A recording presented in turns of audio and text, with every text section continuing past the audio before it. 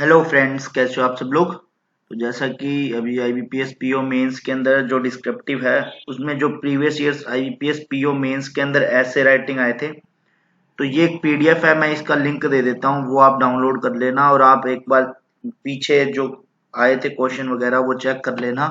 ठीक है, इसके अंदर सारे हैं, ये ऐसे भी है, लेटर भी है। अभी नीचे दिखा देता हूँ मैं आपको। तो ये पीडीएफ आप डाउनलोड कर लेना मेंस के लिए।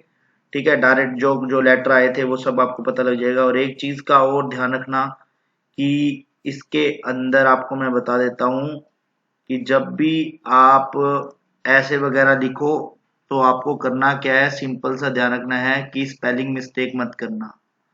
इस चीज का आपको ध्यान रखना है कि ये सबसे ज्यादा, क्योंकि कंप्यूटर मोस्टली क्या चेक करता है, यही चेक करेगा। ठीक है, और आपके क्या है कि भाई जो वर्ड्स होने चाहिए वो कंप्लीट होने चाहिए, तो उस चीज का भी आप ध्यान रखना। और थर्ड चीज, यदि आप प्रैक्टिस करते हो तो आप क्या है, थोड़े से शोर के अंदर प्रैक्टिस करना। उसका रीजन क्या है कि वहां पे क्या है, सभी कीबोर्ड्स एक साथ में आवाज करते हैं, तो कई बार क्या होता है, अपन प्रैक्टिस अकेले बैठ के करते हैं तो वहां पे क्या है, वो दिमाग में नहीं आता। और हाँ, सबसे अच्छी चीज बताता हूँ, जैसे ही ये मोस्टली देखो आधे लोगों को पता होगी, जिन्होंने पेपर दिए, जिन्होंने नहीं दिए उनको नहीं पता होती है।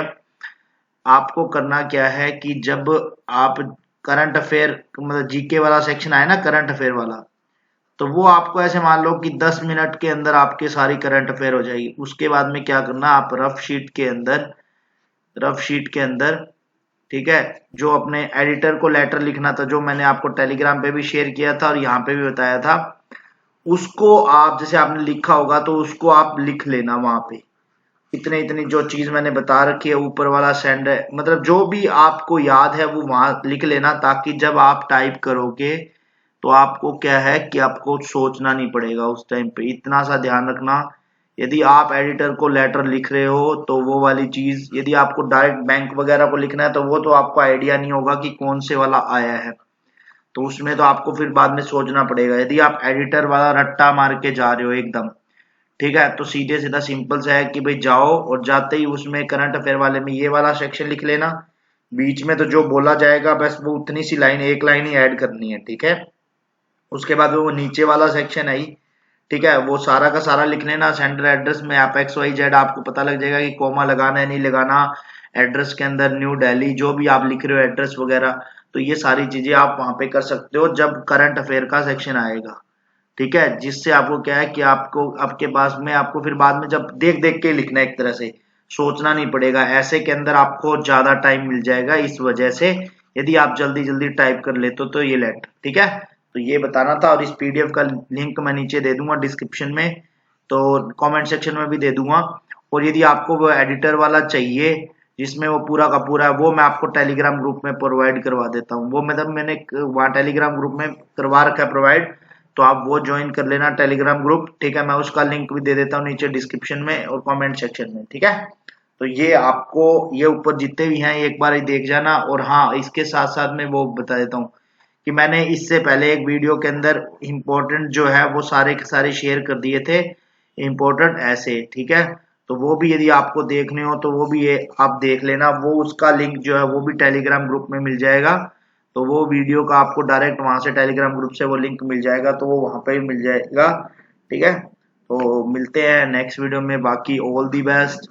अब तो बस कुछ ही दिन बचे हैं, तो ज्यादा से ज्यादा यही है कि आपको ये 25 नंबर में भी आपको सोचना है कि आप कितना अच्छा कर सकते हो। और इसके साथ साथ में आपको करंट अफेयर में पढ़ना है। करंट अफेयर देखो अब जितना पढ़ लिया है उसको बस यही है कि क्विज के थ्रू रिवाइज कर सकते हो, और जैसे आपके नोट्स होंगे जो आप शॉर्ट नोट्स बनाते हो तो उससे भी आप रिवाइज कर सकते हो। ठीक है, और बाकी आप मॉक, अब मैं तो यही कहूंगा कि मॉक के अंदर आप एक्स्ट्रा कुछ मत करो।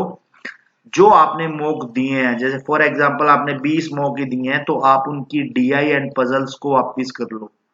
ठीक है, जिससे क्या है कि आपके एटलीस्ट यदि उनमें से उन चार चार चार चार, जैसे आपने 20 मॉक दिए हैं, चार चार डीआई है, 20 तो आपने नहीं दिए होंगे, चलो मैं मान लेता हूँ 10 मॉक दिए होंगे अच्छे से और 4 डीआई, तो 40 डीआई को आप अच्छे से कर लो। यदि 20 दिए हैं तो वही वाली बात है कि 80 डीआई हो जाएंगी। ठीक है, तो वो आपके ऊपर डिपेंड करता है कि आप यदि एक्स्ट्रा, देखो मैं यही बोलूंगा कि 80 करोगे तो आपको 2 डीआई मिल जाएंगी। यदि एक भी मिलती है तो वहां 2-2 नंबर में आने वाली है डी, एक एक नंबर में तो आने वाली नहीं है, तो 2-2 नंबर में 5-10 नंबर का हो जाएगा आपका।